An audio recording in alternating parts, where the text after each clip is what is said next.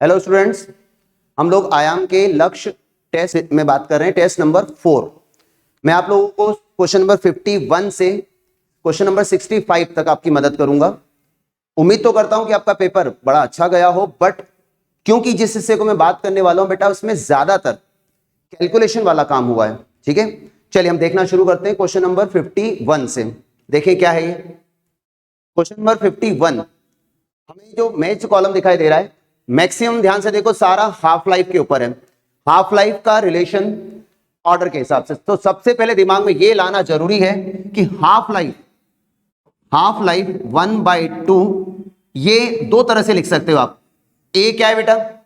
Initial concentration, उनकी power 1 - n, या तो आप ऐसे सोचो n क्या है? ऑर्डर ऑफ रिएक्शन, या आप सोचो कि हाफ लाइफ t 1/2 1/a और पावर n-1। बात तो बराबर है। तो सबसे पहले दिमाग में ले आओ कि हमने ऑर्डर वाइज सोचना, हमने यहां से देखना स्टार्ट करना ताकि इजीली जज कर पाए। अगर रिएक्शन फर्स्ट ऑर्डर है, मतलब n की वैल्यू, इस n की वैल्यू, सारा दिमाग इस n पे लगाना, इस n की वैल्यू 1 है। अगर n की वैल्यू 1 तो 1 - 1 0। दैट मीन हाफ लाइफ का इनिशियल कॉन्सेंट्रेशन पर कोई कनेक्शन नहीं है। अब ऐसा हमें कहां दिख रहा है? फर्स्ट ऑर्डर रिएक्शन जिसमें हाफ लाइफ बोले थे, तो डायरेक्ट सामने से ही नजर आ रहा है कि हाफ लाइफ कांस्टेंट के बराबर। दैट मीन फर्स्ट ऑर्डर में ही ऐसा हो सकता है जो इनिशियल कॉन्सेंट्रेशन पर डिपेंड नहीं कर रही। चलिए हम सबसे पहले ढूंढे, हमें ए का फर्स्ट ऑप्शन कहां दिख रहा है, ए का सेकंड ऑप्शन, ए का सेकंड, ए का थर्ड, ए का फर्स्ट। अरे ये तो ज्यादा आसान हो गया, बड़ी आसानी से पता चल गया, answer is B. But suppose अगर इससे ज्यादा हो तब भी बात करना जरूरी है कि अगर मान लो हम ये सूडो फर्स्ट ऑर्डर को तो खैर इग्नोर ही करें क्योंकि उससे फर्स्ट ऑर्डर का सेम पैटर्न होगा। जीरो ऑर्डर अगर होता, सपोज n की वैल्यू 0 होती, अगर n की वैल्यू 0 होती तो हाफ लाइफ डायरेक्टली प्रोपोर्शनल होता a के। इनिशियल कॉन्सेंट्रेशन कहां दिख रहा है? हाफ लाइफ a के डायरेक्टली प्रोपोर्शनल कहां होना चाहिए? 0 ऑर्डर। तो हमें बाकी चीजें भी चेक कर लेनी चाहिए अगर ऑप्शन मैच करे तो। उम्मीद है पहला सबसे पहली पॉइंट क्लियर हुई हो। ठीक, अच्छा अगर ये n की वैल्यू सेकंड ऑर्डर होती तो सेकंड ऑर्डर होने पर यहां से सोचो तो ज्यादा जल्दी समझ में आएगा कि हाफ लाइफ सेकंड ऑर्डर होने पर इनवर्सली प्रोपोर्शनल है। तो सेकंड ऑर्डर इनवर्सली प्रोपोर्शनल ये रहा सामने ही है, तो आपके लिए डिसाइड करने में ज्यादा तकलीफ ना हो। ठीक, चलिए इससे हम आगे बढ़ते हैं, कुछ आपको मदद मिली हो। क्वेश्चन नंबर 52 वाला सवाल भी सेम बेटा हाफ लाइफ पर ही है। क्या कहते हैं? Half life first order 60 minute है। दैट मीन्स हमें पहले से पता है कि हाफ लाइफ जो है वो 60 मिनट है। अब चाहते क्या है? हाउ लॉन्ग मतलब टाइम चाहिए। कंज्यूम 90%। अब सेम सवाल दो तरह से कर सकते हैं हम लोग।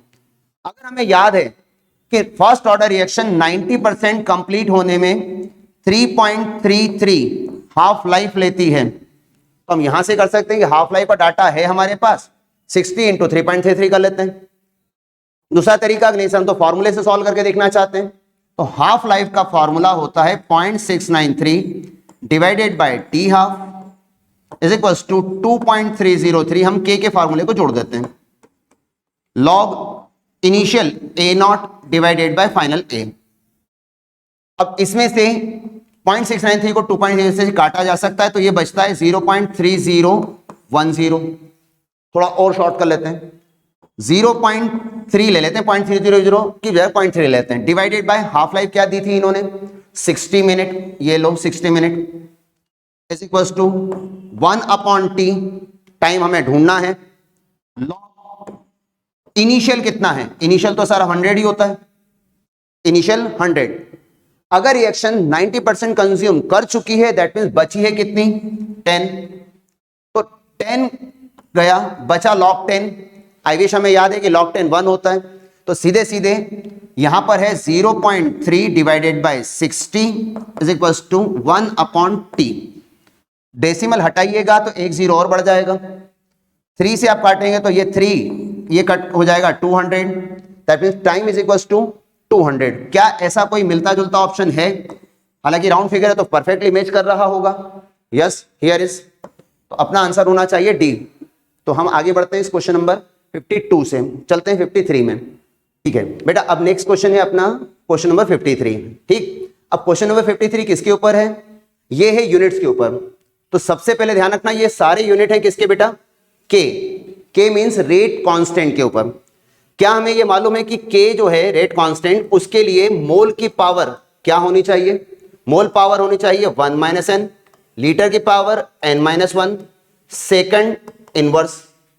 इससे हमें आसानी हो जाएगी कि हम ऑर्डर n की वैल्यू पुटअप करके अंदाजा लगा लेंगे फटाफट कि इसका क्या होना चाहिए यूनिट। अगर n की वैल्यू है 0 तो k का यूनिट बनता है क्या है? देखो यहां पे आपने 0 लिखा, यहां 0 लिखा, तो यूनिट बनती है मोल पर लीटर पर सेकंड।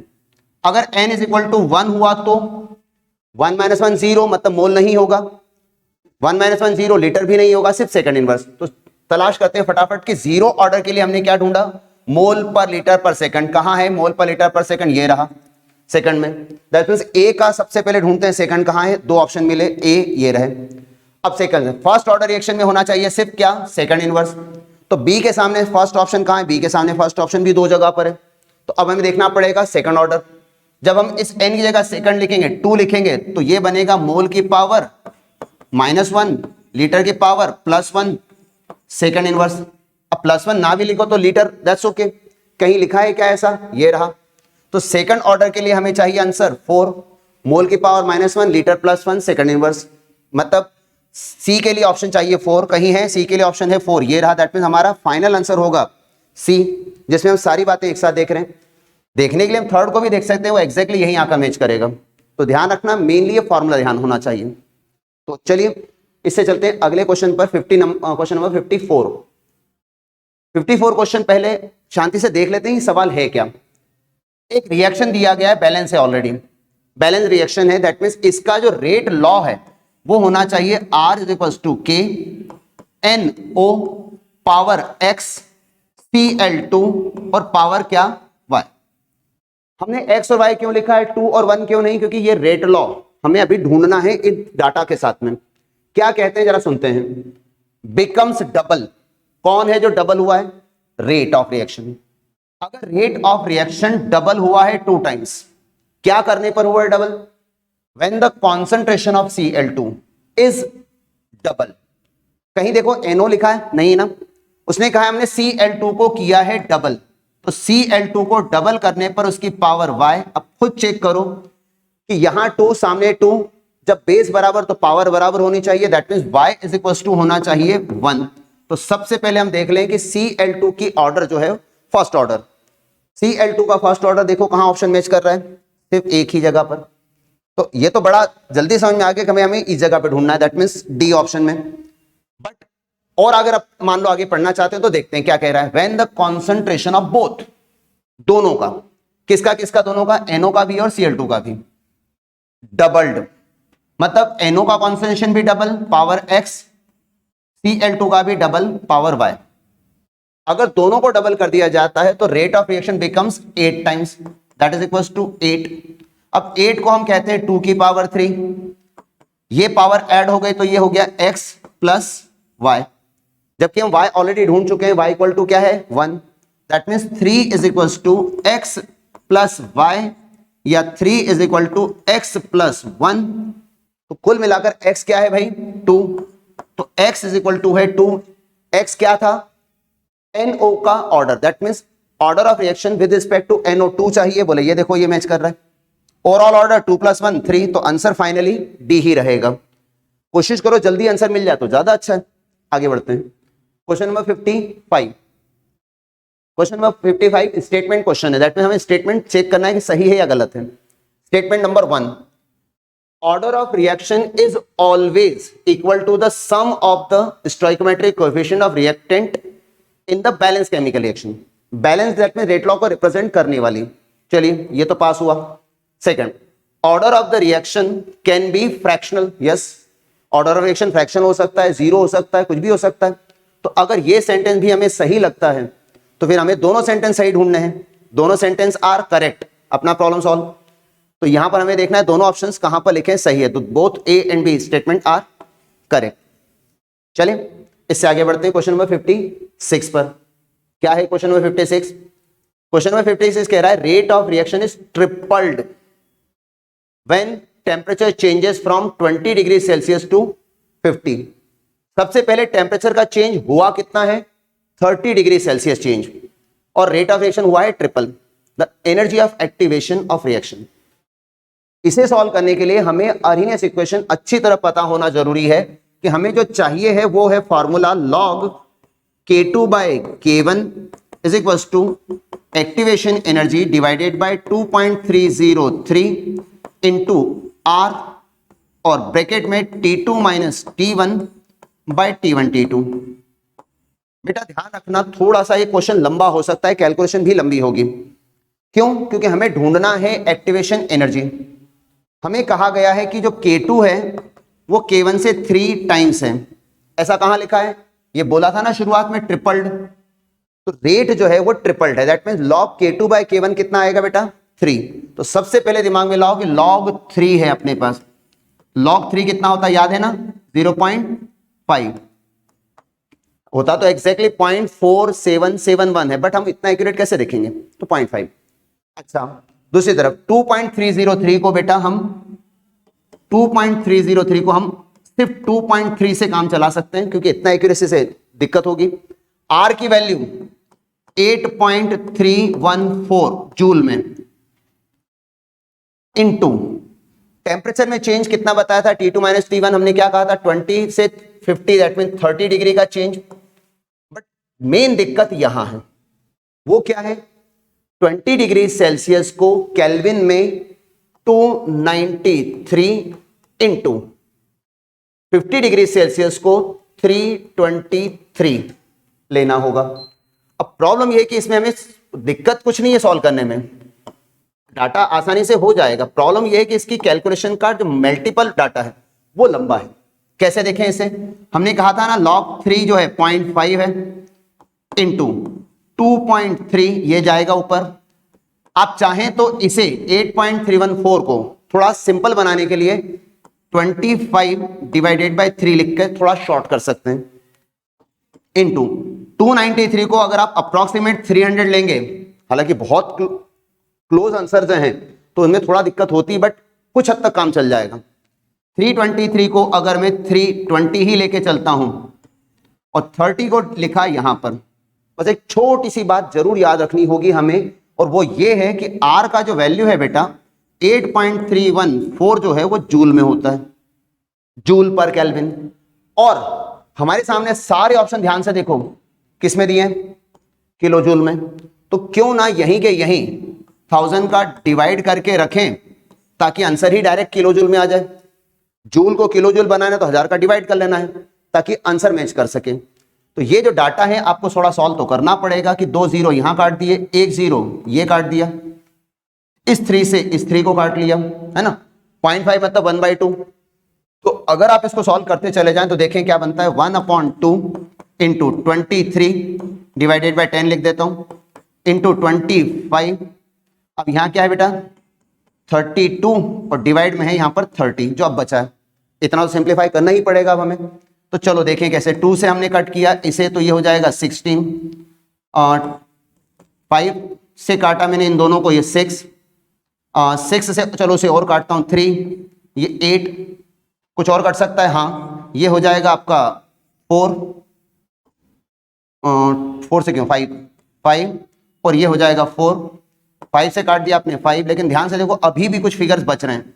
23 इंटू 4, 23 इंटू 4 बोले तो लगभग 92, लगभग नहीं, वो आदत खराब है बोलने की। तो इससे आप देखो ध्यान से कि अपना आंसर लगभग 30 के आसपास कुछ बैठ रहा है। मैं ये देखूं कि 30 के आसपास को कोई फिगर, तो सर ये फिगर ही है जो सबसे ज्यादा क्लोज है 30 के, तो आंसर डी फॉर दिल्ली। लेकिन मैंने पहले भी कहा था क्वेश्चन मुश्किल नहीं है, एक्चुअली उसकी मल्टीप्लिकेशन में थोड़ा वक्त हमें लगेगा ही, है ना? चलिए आगे बढ़े इससे। Question number 57। क्वेश्चन नंबर 57 में हमें ये जो प्रोडक्ट है ना वो एक्चुअली यहां है, इस जगह पर एक रिएक्शन दे रखी है 3A 2B और C। हम उसे देखते कहां हैं? हम हमेशा देखते हैं रेट ऑफ रिएक्शन में R is equal to K, जो हमें कौन सा रिएक्टेंट दिया है? A पावर में X, B पावर Y और C पावर Z।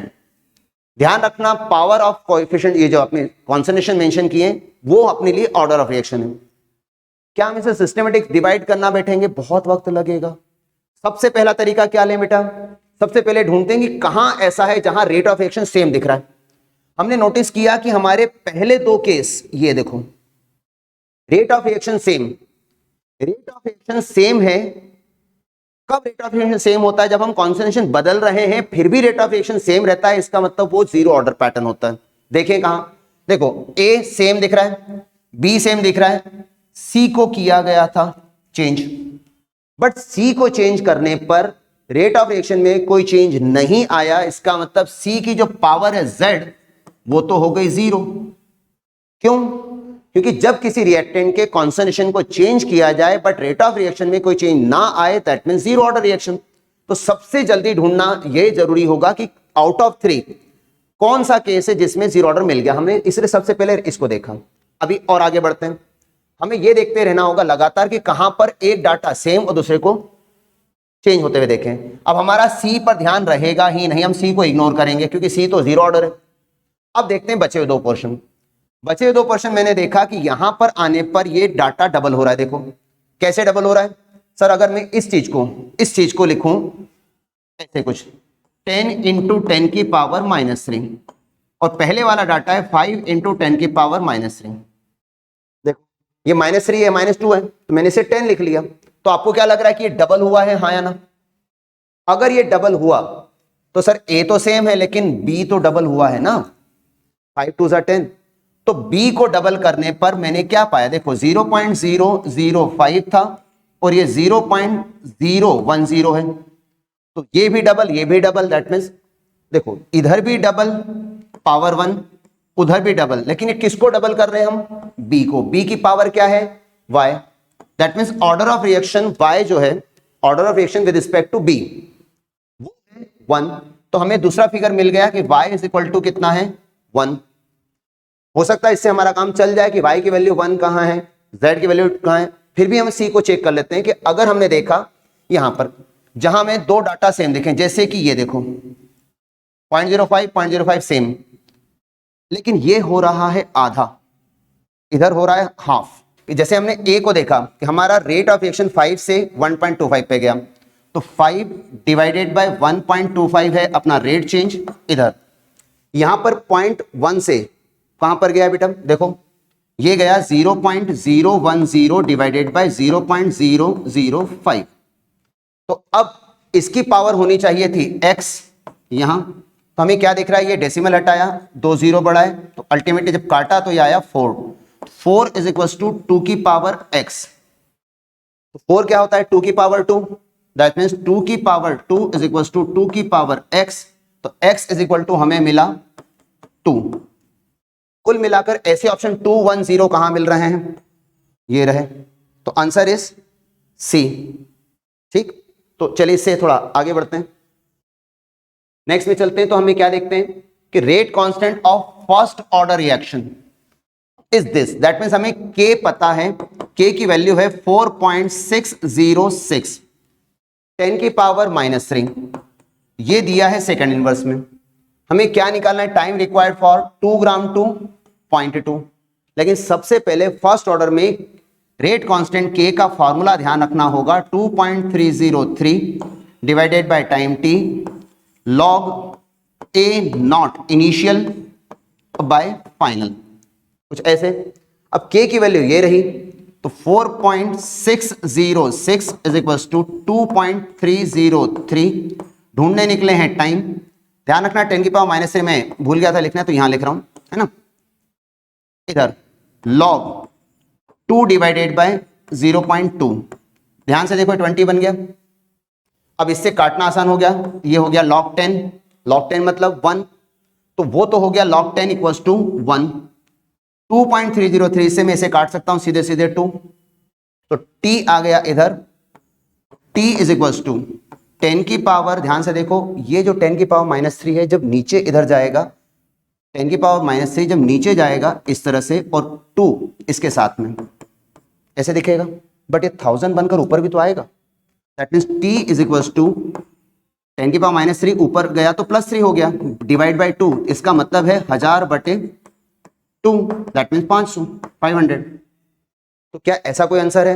हाँ है, ये रहा। चलें इससे आगे, नेक्स्ट वन। एक चीज देखते हैं, ये जो क्वेश्चन है ये एक्चुअल में ध्यान से देखो कैसा लिखा हुआ दिख रहा है। एक रिलेशन याद करें, activation energy K is equal to A into e minus का EA/RT। ठीक, सबसे पहले अरेनियस इक्वेशन याद करना पड़ेगा, लेकिन अरेनियस इक्वेशन से पहले हम ये सोचें कि हमें कंडीशन क्या दी है। K1 equal to K2। अगर मैंने कहा K1 is equal to K2, इसका मतलब A इंटू ई की पावर माइनस का EA/RT की जो वैल्यू है वो फर्स्ट वाली किसके इक्वल होगी? A into e to the power minus EA/RT second के, राइट। अब क्योंकि इसने जो टर्म्स दिखे हैं, देखो यहां पर लिखा है -1000, यहां लिखा है -2000, दैट मींस वो EA और R उसमें इंक्लूड है, टेम्परेचर सेपरेट रखा गया। तो क्या रिलेशन बनता है जरा देखते हैं, हमें कैसे लिखा है इसने। ये हो जाएगा A से एक हम काट देंगे, उसको छोड़ देते हैं। हमें क्या दिख रहा है? 10 की power 16 first term into e to the power minus 2000/T is equal to 10 to the power 15 e to the power minus का 1000/T।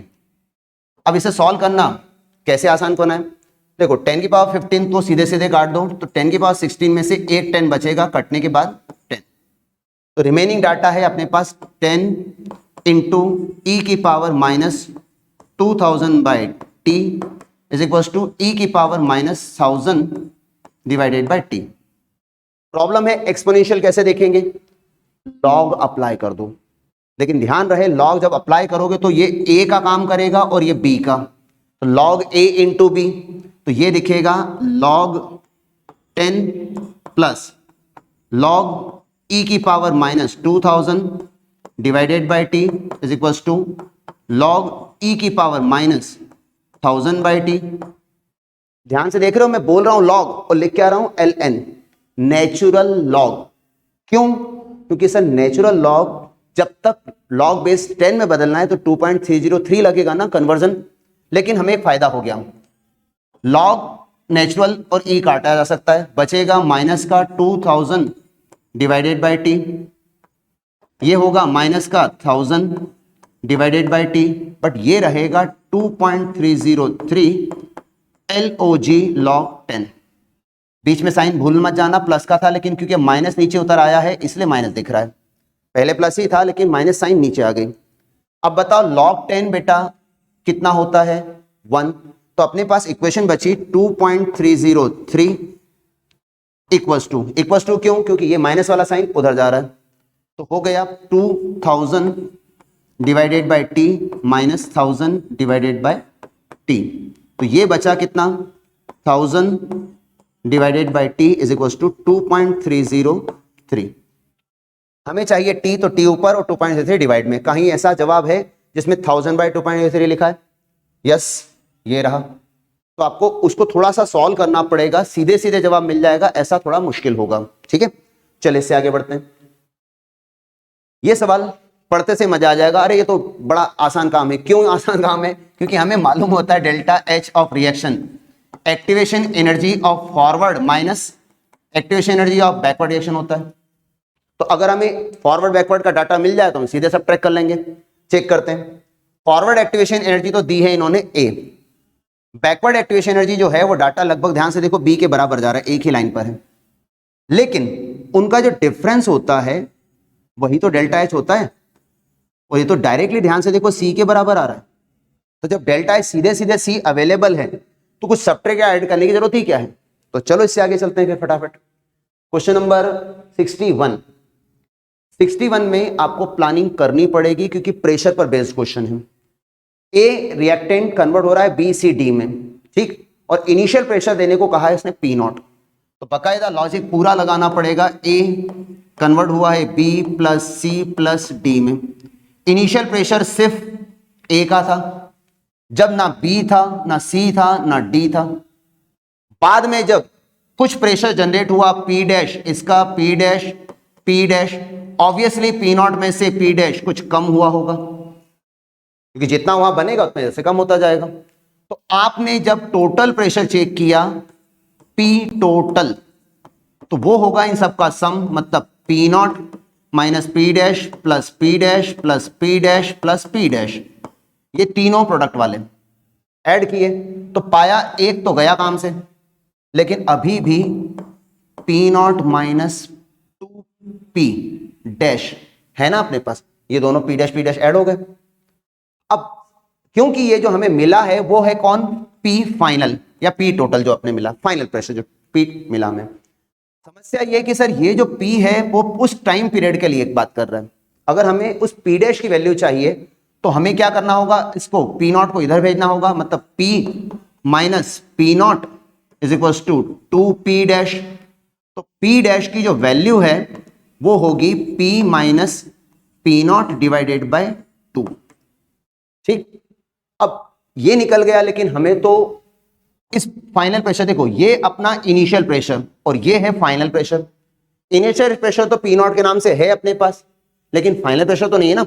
तो फाइनल प्रेशर ढूंढने के लिए आपको P फाइनल ढूंढने के लिए आपको इस वैल्यू को पूरे को P नॉट में से सब्ट्रैक्ट करना होगा। तो P not minus P dash की जगह, ये P डैश की जगह पर इस पूरे को P minus P not divided by 2 ऐसे। तो एलसीएम लेकर सॉल्व करने गए तो 2P not minus 2P not पहले कर दिया हमने, 2P नॉट से पहले काम और हो सकता है जो करना जरूरी है, ये होगा P not as it is minus 2P, already divide ही तो था, वेरी गुड।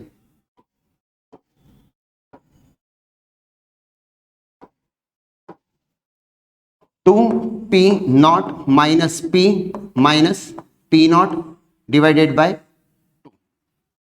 इस तरह देखिए माइनस माइनस प्लस हो गया, सॉरी। तो अब अपने पास टोटल वैल्यू क्या है sir, 2P not plus P not मिलाकर 3P naught minus P divided by 2। तो अपना P फाइनल जो है वो आया है कुछ इतना, ये वैल्यू। अब जाकर हम उसको K के फॉर्मूले में पुटअप कर सकते हैं। K is equals to 2.303 divided by T log initial pressure PI मान लेते हैं, फाइनल प्रेशर PF मान लेते हैं। तो इसको जब आप पुटअप करोगे तो कैसा दिखता है जरा देखें, 2.303 divided by T log initial pressure P not के नाम से लिखा गया है, लेकिन फाइनल प्रेशर जो मिला है वो है 3P नॉट माइनस P और डिवाइड में 2 है, और ये 2 आ जाएगा ऊपर। तो कहीं ऐसा कोई जवाब है जहां पे 2P naught by 3P naught minus P लिखा है, तो कहीं है कहीं है कहीं है कहीं है, लेकिन हाँ उसको पहले आपको प्लानिंग करना पड़ेगा, तब हम उसको सही तरह से जज कर पाएंगे, थोड़ा सा लेंदी काम तो होगा। चलिए आगे बढ़ते हैं। 62 energy of activation of forward reaction, मतलब EAF forward reaction, endothermic process है 50 किलो जूल। 50 किलो जूल बताई है फॉरवर्ड रिएक्शन की एक्टिवेशन एनर्जी, लेकिन साथ साथ ये कहा गया है कि डेल्टा H जो है वो पॉजिटिव है, एंडोथर्मिक है। ठीक, enthalpy change for forward reaction is 20, that mean delta H plus तो है ही है, साथ साथ बताया गया है कि वो 20 है। हमें क्या निकालना है, एनर्जी ऑफ बैकवर्ड रिएक्शन, मतलब EAB निकालना है। तो ये तो डायरेक्ट तरीका हो गया ना, delta S is equal to forward minus backward, तो सीधे सीधे आपके पास वैल्यू ही मिल गई 20, इधर 50 माइनस बैकवर्ड, तो ये इस तरफ उधर, तो दैट मीन्स EA बैकवर्ड जो होगा वो होगा आपका 30, 50 माइनस 20। तो क्या ऐसा कोई आंसर है किलो जूल में? यस। तो इसमें शायद समय हमें ना लगे ज्यादा। चले नेक्स्ट वन सवाल जो है ये क्वेश्चन नंबर 63, ये है इलेक्ट्रोकेमिस्ट्री से। इलेक्ट्रोकेमिस्ट्री में आपको जो सारे यूनिट्स हैं, सेल कांस्टेंट्स, मोलर कंडक्टेंस, इनके यूनिट जरा देखें, एक एक करके देखते हैं। सेल कांस्टेंट मतलब L/A, तो L मतलब लेंथ, एरिया जो है वो उसी टर्म में रिप्रेजेंट करेगा स्क्वायर में। अगर लेंथ सेंटीमीटर है तो एरिया सेंटीमीटर स्क्वायर, मतलब यूनिट बनेगी centimetre inverse. Length metre, area metre, तो ये होगा मीटर इनवर्स। तो सबसे पहले ढूंढते हैं सेल कांस्टेंट का यूनिट जहां सीधे सीधे सेंटीमीटर इनवर्स या मीटर इनवर्स दिख जाए। क्या ऐसा ए का डायरेक्ट ऑप्शन सेकंड कहीं है? अरे एक ही बार है, बहुत जल्दी हो गया तुम। तो ए ढूंढ लेते हैं, अगर एक से ज्यादा होता तो अगला भी देखते हैं। मोलर कंडक्टेंस की यूनिट मोलर कंडक्टेंस की यूनिट पर ओम, पर ओम मतलब साइमन, साइमन सेंटीमीटर स्क्वायर। एक मिनट, ये मोलर के नहीं है, इक्विवेलेंट कंडक्टेंस की है, सी की है।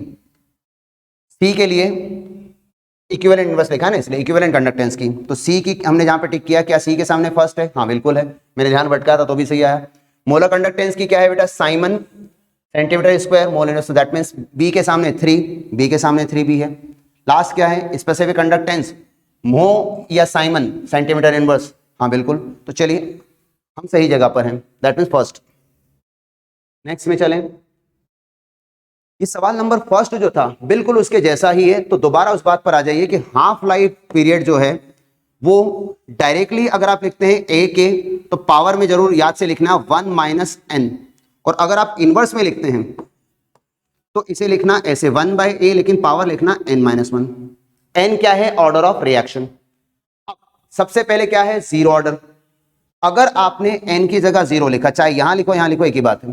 जीरो ऑर्डर लिखने पर हाफ लाइफ डायरेक्टली प्रोपोर्शनल है ना बेटा। तो कौन सा ग्राफ हमें दिखता है जो डायरेक्टली प्रोपोर्शनल हो? अरे वो तो सामने के सामने मैच कर रहा है, फर्स्ट है ना। फर्स्ट ऑर्डर में हाफ लाइफ, सोचो अगर n की जगह यहां पर या यहां पर अगर मैं लिखूंगा 1, तो 1 n माइनस 1 0, तो हाफ लाइफ इंडिपेंडेंट, तो ये डायरेक्टली शो कर रहा है इंडिपेंडेंट को। सेकंड ऑर्डर, अगर आप n की जगह सेकंड रखेंगे तो 2 माइनस 1 क्या होगा? हाफ लाइफ इनवर्सली प्रोपोर्शनल दिखाएगा। किसके? ए के। तो वो भी तो सीधे सीधे मैच कर ही रहा है, तो ऑब्वियसली ये भी इसी को सूट कर रहा है कि यहाँ पावर में 2 लिखा हुआ है। तो कहाँ है ऐसे आंसर डायरेक्ट, जो ए का फर्स्ट, बी का सेकंड, सी का थर्ड और डी का फोर्थ, ये रहा। तो चलो इससे हम जल्दी आगे बढ़ सकते हैं। नेक्स्ट वन, क्वेश्चन नंबर 65, 64 था, ये 65। चलिए देखें क्या है यहाँ पर। रेजिस्टेंस दे रखा है 0.01 normality, resistance of 0.01 normality solution का जो दे रखा है 210 ओम। तो सबसे पहले तो हमें पता है आर की वैल्यू 210 ओम, सेल कांस्टेंट 0.88, मतलब L by A that is equal to 0.88। ठीक, निकालना क्या है? हमें निकालना है कंडक्टिविटी कापा और इक्विवेलेंट कंडक्टिविटी लैम्डा EQ। तो कापा निकालने के लिए सीधा साधा फार्मूला है 1/r into L by A। तो 1/r दैट मीन्स 1/210 इंटू 0.88। अगर डेसिमल हटाते हो तो 2 जीरो नीचे और बढ़ा दो, तो 88 बाय, देखो जीरो तो सारे हटा दो, तो सीधे सीधे इसको बना लो 10 की पावर -3। क्यों सर? नीचे ले जितने जीरो ऊपर जाके -3। अब सोचो खाली 88 डिवाइडेड बाय 21 इतना, तो 88 बाय 21 कितना हुआ भाई? ये हो गया कितना? 21 4 जा 84, 84 मतलब बचा 441 इंटू 10 टू द पावर -3। इसके आसपास का कोई आंसर? अरे परफेक्ट मैच कर रहा है, 4.19 10 की पावर -3। तो ये तो सबसे पहला एक ही केस में सीधा पता चल गया, आंसर इज बी। पूरा ना भी सॉल्व करें तो चल जाएगा। अगर हम इसका पूरा सॉल्व करना चाहते हैं तो इक्विवेलेंट कंडक्टिविटी होता है kappa into 1000 divided by normality जो दे रखी है, क्योंकि अभी सारा डाटा सेंटीमीटर में चल रहा है इसलिए 1000 ऊपर लिखा है। अब कापा दे रखा है, हमने कैलकुलेट किया है 4.19 10 की पावर -3 और 1000 मल्टीप्लाई करना ये रहा, डिवाइड में नॉर्मेलिटी क्या दे रखी 0.01, तो ये तो सीधे सीधे कट गया। डेसिमल के बाद 2 digit that means answer is 419 something. तो 419 उसी लाइन पर तो मैच कर रहा है, ये रहा। तो आंसर ओवरऑल बी होगा। ठीक, चलिए थोड़ा मैं फिर से दोहरा रहा हूं, कैलकुलेशन ज्यादा था तो उम्मीद है आपको थोड़ी अच्छी कैलकुलेशन करेंगे तो आसानी से कर पाएंगे। Thank you.